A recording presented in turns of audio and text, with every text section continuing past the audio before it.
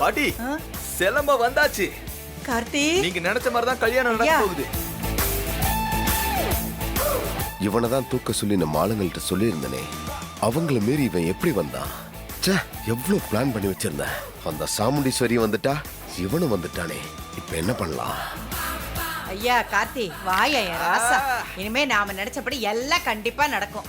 எப்ப முருகா அவன் வாக்க காப்பாத்திட்டான். முருகா, முருகா. மாப்ள, நீங்க நர்ஸை பார்த்து பேசிட்டு வரேன்னு சொன்னீங்களே, பாத்தீங்களா? பேசுனீங்களா? என்ன நீங்க மட்டும் தனியா வரீங்க? இல்ல மாமா, வரப்ப சில ஆளுங்களோட பிரச்சனை ஆயிடுச்சு. அதுல அந்த நர்ஸுக்கு தலையில் அடிபட்டு மயக்கமாயிட்டாங்க.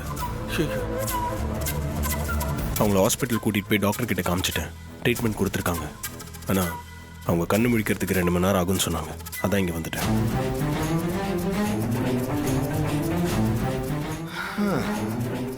என்னையா அது? முருகா, சோதனைக்கு மேல சோதனையா குடுக்கறிய ஐயா.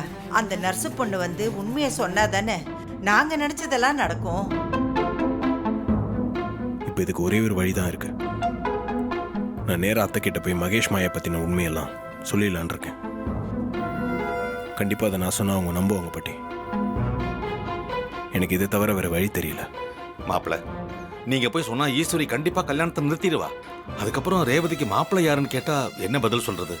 அதுக்கு என் ஃப்ரெண்ட் நவீன் தான் இருக்கானே மாமா, அத்தை கிட்ட கூட்டிட்டு போய் இவனை பத்தின எல்லா விஷயத்தையும் நான் சொல்லிடுறேன். ரேவதிக்கு இவன் கரெக்டா இருப்பான்னு எடுத்து சொல்றேன்.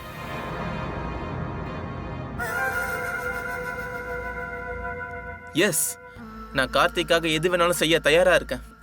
ரேவதி கழுத்துல தாலி கட்டவும் தயாரா இருக்கேன். இவன் வேற ஒருத்தன் இடையில கோமாளி மாதிரி ஏதாவது உளறிக்கிட்டே இருக்கான்.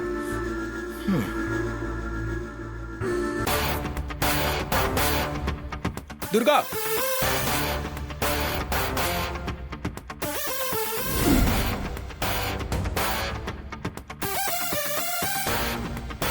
ஒரு நிமிஷங்க வாயேன். ஆஹா, மாட்ட போறோம். என்ன, கல்யாண பொண்ணு பேரு ரேவதின்னு சொன்னாங்க. ஆனா இவன் என்னடானா ரேவதிய பார்த்து துர்கான்னு சொல்லிக்கிட்டு இருக்கான். ஒரே கன்ஃபியூஸா இருக்கு. சொல்லுங்க, எதுக்கு கூப்பிட்டீங்க? உன் அம்மா எங்க இருக்காங்க? அம்மா மேல ரூம்ல இருக்காங்க. சரி. கார்த்திக், கல்யாண பொண்ணு பேரு ரேவதின்னு தானே சொன்ன?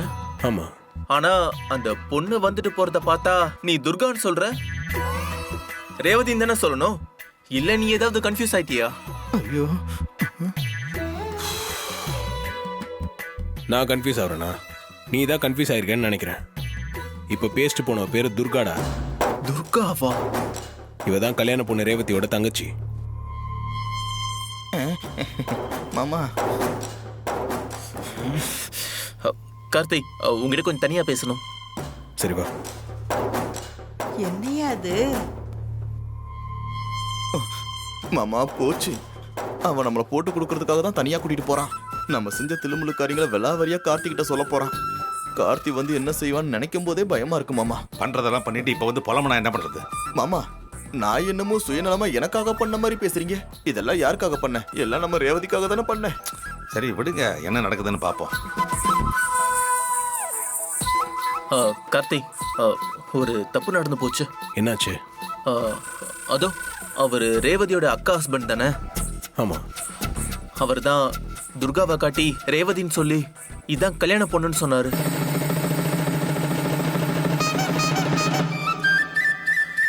நானும் துர்கா தான் ரேவதின்னு நினைச்சு அவளை லவ் பண்ண ஆரம்பிச்சிட்டேன். இப்போ என் மனசு முழுக்க துர்கா தான் இருக்கா. அவளை தவிர வேற ஒருத்தைய என்னால ஏத்துக்க முடியாது. சாரி கார்த்தி, என்னால ரேவதியை கல்யாணம் பண்ணிக்க முடியாது. டேய், உன்னை கூட்டிட்டு வந்து இங்க இருக்கிற பிரச்சனையெல்லாம் சால்வ் பண்ணலான்னு பார்த்தா இப்படி சொதப்பி ஒரு புது பிரச்சனையை கிரியேட் பண்ணி வச்சிருக்கீங்க.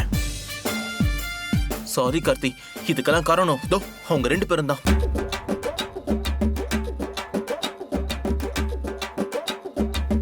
ஏங்க, என்னங்க அதெல்லாம்?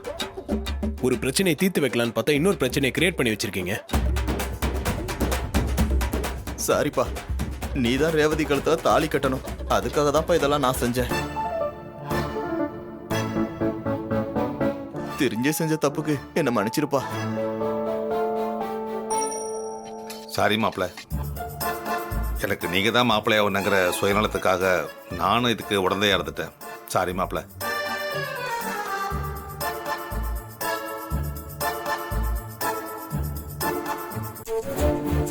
நீங்க எல்லாரும் ஒரு விஷயத்தை நல்லா புரிஞ்சுக்கங்க. நான் அத்தை கிட்ட போய் உண்மையை சொல்லி ஒருவேளை இந்த கல்யாணத்தை நிறுத்திட்டாலும் சரி, ரேவதியோட கழுத்துல நான் தாலி கட்ட மாட்டேன். அதுல நான் ரொம்ப உறுதியா இருக்கேன். ஐயா கார்த்தி, என்ன மாமா இந்த விஷயத்துல உங்க மருமகன் இவ்வளவு அடம் பிடிக்கிறாப்ல?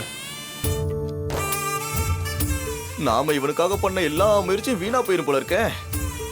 கல்ல கூட கரைச்சிடலாம் போல இருக்கு, ஆனா அந்த கார்த்தியை கரைக்க முடியாது போல இருக்க. மாப்பிள்ள, வர வர எனக்கும் பயமா தான் இருக்கு.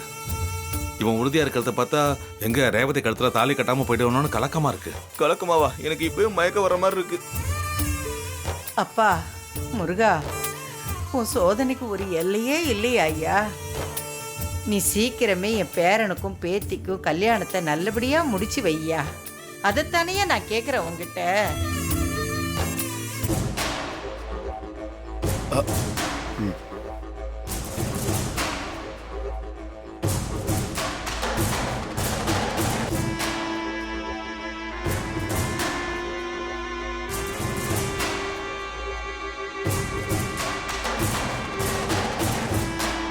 இப்ப என்னங்க பண்றது? அந்த டிரைவரும் வந்துட்டான். அக்காக்கு எல்லா உண்மை தெரிஞ்சிருச்சு. அவன் சைலண்டா இருந்து என்ன பண்ண போறானே தெரியல. ஒவ்வொரு நிமிஷமும் மரண அவஸ்தையா இருக்கு. சந்திரா, என்ன நடந்தாலும் சரி, ரேவதி கழுத்துல மகேஷ் தான் தாலி கட்டணும். அப்படி ஒருவேளை அவன் தாலி கட்ட முடியாத சூழ்நிலை வந்தாலும் அந்த டிரைவர் தாலி கட்டக்கூடாது. அதுல நம்ம உறுதியா இருக்கணும். நாம மட்டும் உறுதியா இருந்து என்ன பிரயோஜனம்? நீங்க அனுப்பி வச்ச ரவுடிங்க தான் கோட்டை விட்டுட்டானுங்களே. அந்த டிரைவர் பைய தப்பிச்சு வந்துட்டானே. இனிமே என்னங்க பண்றது? எல்லாமே சொதப்பிடுச்சு. இல்ல சந்திரா, இன்னும் மெயின் கார்டு நம்ம கிட்ட தான் இருக்கு. என்ன சொல்றீங்க? ஆமா, ரேவதி இருக்கால, நமக்கு இருக்கிற ஒரே துருப்பு சீட்டு ரேவதி தான். தாலி கட்டிக்க போறது அவதானே. அவளை தாண்டி யார் என்ன பண்ண முடியும்? கரெக்ட் தான். அவளை வச்சுதான் அந்த டிரைவரை தாலி கட்ட விடாம பண்ணணும். ஒன்னு ரேவதி கழுத்துல மகேஷ் தாலி கட்டணும், இல்லைன்னா கல்யாணம் நின்று போகணும். இது ரெண்டை தவிர வேற எதுவுமே நடக்க கூடாது. இதுதான் நம்ம பிளான். அதுக்கு தகுந்த மாதிரி நடந்துக்கோ. சரிங்க, நான் பாத்துக்கிறேன். சரி போ.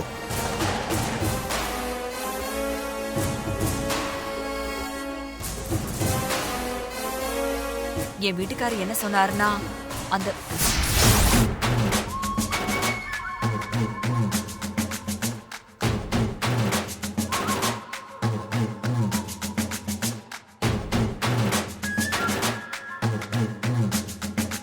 மாயா, நீ போய் ரேவதியை கூட்டிட்டு வா.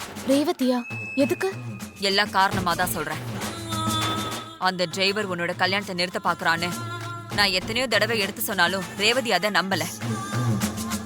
நான் எப்படி ஆர்கியூ பண்ணாலும் அதை மறுத்து ஆர்கியூ பண்றாளே தவிர நான் சொல்றத அவ ஏத்துக்கவே மாட்டேங்கிறா. அவ மைண்ட் செட் அப்படி இருக்கு. ஆமா, நீங்க சொல்றது உண்மைதான். அண்ணா, இப்ப எதுக்கு அவளை கூட்டிட்டு வர சொல்றீங்க? எல்லா காரணமா தான். நான் சொன்னாதானே நம்ப மாட்டா. இப்ப அந்த டிரைவர் பைய அக்கா கிட்ட உண்மையை சொல்ல போறான்னு எனக்கு தோணுது. ஏன்னா அவனோட அடுத்த மூவ் அதாதான் இருக்கும். ஐயோ, நீ கவலைப்படாத. அவன் உங்களை பத்தின விஷயத்த கண்டிப்பா சாமுண்டீஸ்வரி கிட்ட சொல்லுவான். நீ ஏற்கனவே ரேவதி கிட்ட ப்ளே பண்ணி வச்சிருக்க. சோ அந்த டிரைவர் அக்கா கிட்ட பேசுறத ரேவதி கேட்டான்னு வை, அவ யோசிக்க ஆரம்பிச்சிருவா. அந்த டிரைவர் பைய அயோக்கியன்னு அவ மனசுல தோணும். Correct madam, correct. அது மட்டும் இல்ல, அந்த டிரைவர் பைய இந்த விஷயத்த சொல்லி இந்த கல்யாணத்தை எப்படியாவது நிறுத்துங்கன்னு அக்கா கிட்ட சொல்லுவான். இத நாம ரேவதிய கேட்க வச்சா மட்டும் போதும். அவளே அவனுக்கு எதிரா மாறிடுவா. அதுக்கப்புறம் நமக்கு ஃபேவரா தான் இருப்பா. Madam, super idea. மணப்பொண்ணு ரேவதியே டிரைவருக்கு எதிரா மாறி ஸ்ட்ராங்கா நின்னா அதுதானே நமக்கு பெரிய அட்வான்டேஜ். சோ நீ உடனே போய் ரேவதியை கூட்டிட்டு வா. அது ஓகே மேடம். ஆனா அந்த டிரைவர் சொல்றத கேட்டு ரேவதி கோபமாயிட்டா? அதெல்லாம் நம்ம அடுத்த பிரச்சனை. அதை எப்படி சால்வ் பண்றதுன்னு நம்ம பொறுமையா யோசிக்கலாம். இப்ப நம்ம நெக்ஸ்ட் மூவ், ரேவதி அந்த டிரைவரை ஒரு துரோகின்னு நம்பணும். அவனை சுத்தமா நம்ப கூடாது, அவ்வளவுதான். போய் உடனே ரேவதியை கூட்டிட்டு வா.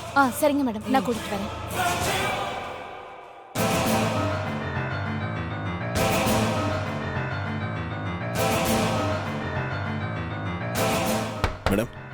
வரலாம். வா ராஜா.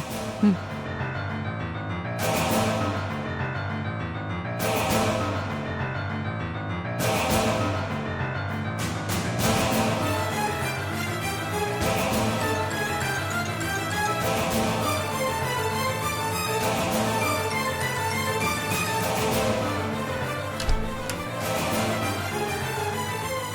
ரேவதி, ஆ வாங்க. ரேவதி, ஒரு முக்கியமான விஷயம், என் கூட வாயேன். முக்கியமான விஷயமா? என்னது? வா சொல்றேன். வா.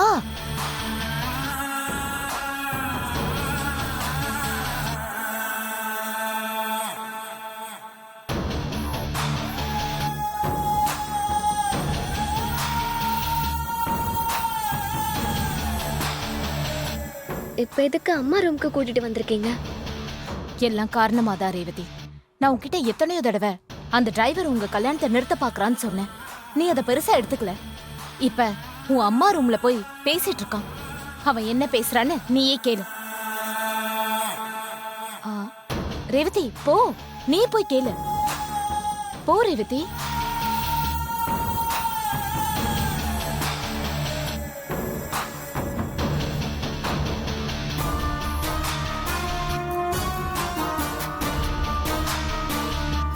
சொல்லு ராஜா, என்ன விஷயம்?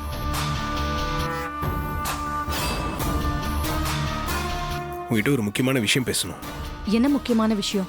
நம்ம ரேவதிக்கு பார்த்துருக்க மாப்பிள்ள கொஞ்சம் தப்பானவராக இருக்கார் மேடம்.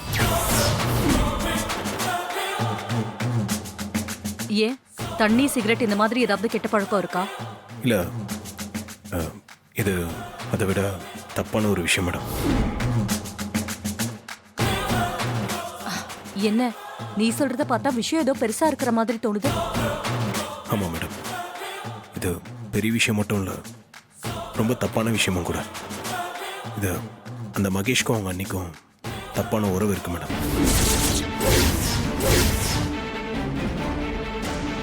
ஏய், தப்பான உறவு இருக்கா? என்ன ராஜா சொல்ற?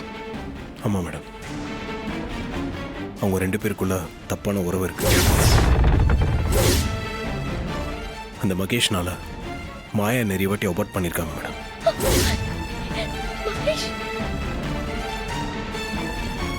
இந்த மாதிரி ஒரு ஆளுக்கு ரேவதியை கல்யாணம் பண்ணி கொடுத்துட்டோன்னா அவள் வாழ்க்கையை ஸ்பாயில் ஆகிடும்.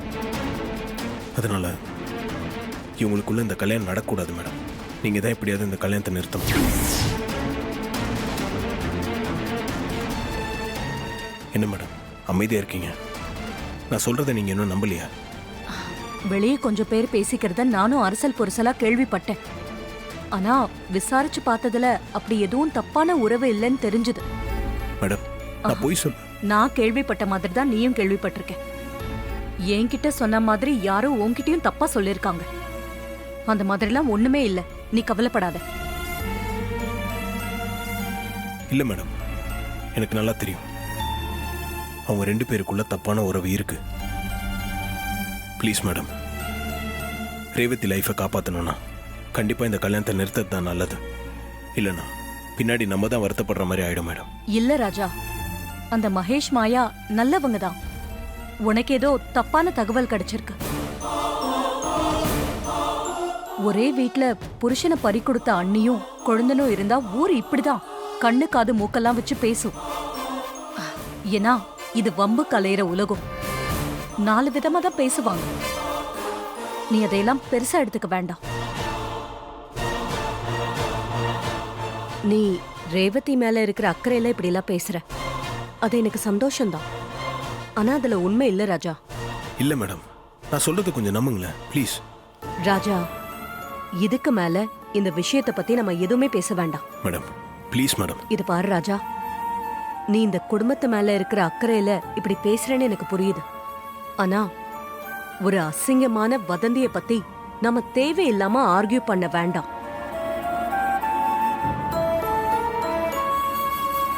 நீ கேள்விப்பட்டது தப்பான தகவல். இதுக்கு மேல இத பத்தி என்கிட்ட எதுவும் பேச வேண்டாம், சரியா?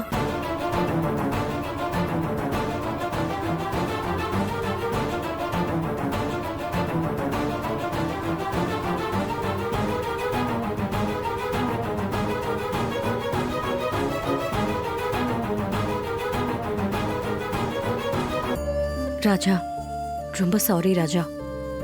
நீ சொன்னதையெல்லாம் நம்பாத மாதிரி நடிச்சதே உன்னை ரேவதிக்கு மாப்பிள்ளை ஆக்கணும் தான். இன்னும் கொஞ்ச நேரத்துல எல்லாமே மாறப்போகுது பாரு. ரேவதி, இப்ப உனக்கு தெரிஞ்சிருக்குமே அந்த டிரைவர் எவ்வளவு தப்பானவன்னு. இந்த கல்யாணத்தை நிறுத்துறதுக்காக அவன் எங்களையே தப்பா சொல்லிருப்பானே, நீ கேட்டல்ல? அவனுக்கு உன்னை எப்படியாவது கல்யாணம் பண்ணிக்கணும்னு ஆசை. அதனாலதான் எங்களை பத்தி உங்க அம்மா கிட்ட தப்பு தப்பா சொல்லி வைக்கிறான். அவனுக்கு அந்த ஆசை இருந்ததாலதான் நிச்சயத்தப்ப உங்க அம்மா சொன்னதும் மோதிரம் போட வந்தான். நல்லவனா இருந்திருந்தா கடைசி வரைக்கும் போட மாட்டேன்னு சொல்லி இருக்கணும்ல.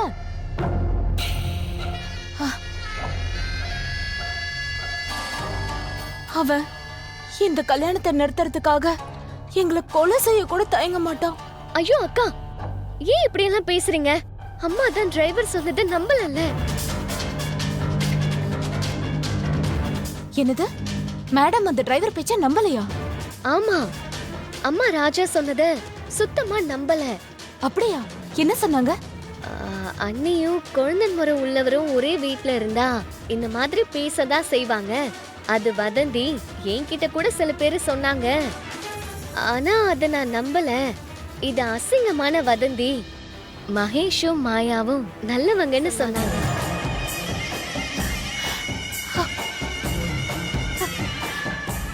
கடவுளே, கடவுளே, ரேவதி, சாமி இருக்காரு.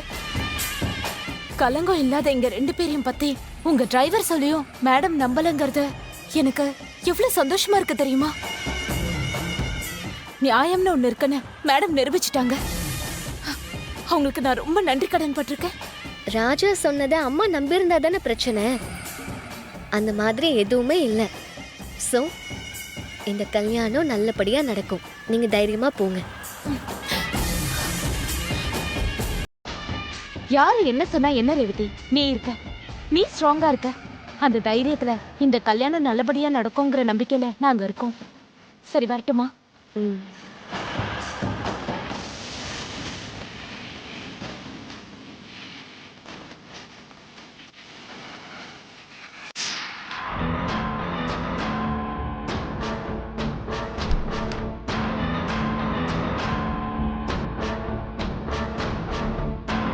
என்ன சாமுண்டீஸ்வரி, இங்க என்ன நடக்குது? கொஞ்ச நேரம் முன்னாடி வரைக்கும் நீ மண்டபத்துல ஆளே இல்ல. கேட்டா கோயிலுக்கு போயிருக்கிறதா சொன்னாங்க. அப்படிங்களா? விசாரிச்சீங்களா? பின்ன விசாரிக்காம எப்படி? பொண்ணுக்கு கல்யாணம் நடக்குது, நீ அங்க இல்லைன்னா எப்படி? எனக்கு ஒரு மாதிரி டென்ஷன் ஆயிடுச்சு. நீ கோயிலுக்கு போயிருக்கேன்னு சொன்னத நான் நம்பவே இல்லை. பொண்ணுக்கு கல்யாணத்தை வச்சுட்டு முகூர்த்த நேரத்துல நீ கோயிலுக்கு போயிருக்கேன்னா எப்படி? அத நம்புற மாதிரியா இருக்கு. நீ எங்க போயிருந்த? உனக்கு என்னாச்சுன்னு சொல்லு முதல்ல. நான் இப்ப சொல்ல போற விஷயத்த நீங்க யார்கிட்டயும் சொல்லக்கூடாது. அப்படி சொன்னா எல்லாரும் பதட்டம் ஆயிடுவாங்க. சரி, விஷயத்த சொல்லு. என்ன ஆக்சுவலி கடத்திட்டாங்க ராஜேஸ்வரி. என்னது? உன்னை கடத்திட்டாங்களா? யாரு கடத்தினாங்க? எதுக்காக கடத்தினாங்க?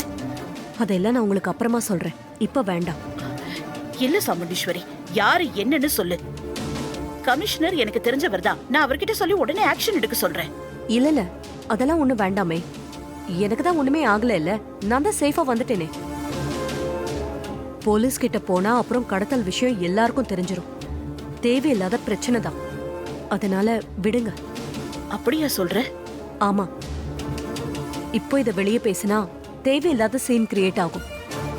ஏற்கனவே முகூர்த்த நேரம் தவறி போய் அடுத்த முகூர்த்த நேரத்துக்கு கல்யாணம் போஸ்ட்போன் ஆயிருக்கு. ஓகே ஓகே, அதுவும் சரிதான். நின்னு போன கல்யாணத்தை அடுத்த முகூர்த்தத்துல நடத்தலான்னு சொல்லிருக்கியே, அதுல எந்த பிரச்சனையும் இல்லையே. பிரச்சனை எதுவும் இருக்காது. ஆனா ஒரு சின்ன சேஞ்ச் மட்டும் இருக்கும். சேஞ்சா? என்ன சேஞ்ச்? கல்யாணம் நடக்கும், ஆனா மாப்பிள்ளை இந்த மகேஷ் இல்ல. என்ன சொல்ற சாமுண்டீஸ்வரி? மாப்பிள்ளை இவர் இல்லையா? என்ன பிரச்சனை? அந்த மகேஷ் ஒரு ஃப்ராடு. அவன் கேரக்டரே சரியில்லை, பொறுக்கி பையன். அதனாலதான் அவன் வேண்டான்னு நான் முடிவெடுத்துட்டேன். சரி, அவன் வேணான்னு டிசைட் பண்ணிட்ட. அப்போ உன் பொண்ணு கழுத்துல தாலி கட்ட போறது யாரு? அப்போ வேற யாராவது மாப்பிள்ளை பார்த்து வச்சிருக்கியா? சரி, நான் உங்ககிட்ட மட்டும் ஒரு உண்மையை சொல்றேன். வேற மாப்பிள்ளைய நான் பார்த்து தான் வச்சிருக்கேன். அது வேற யாரும் இல்ல, என் வீட்டு டிரைவர் ராஜா தான்.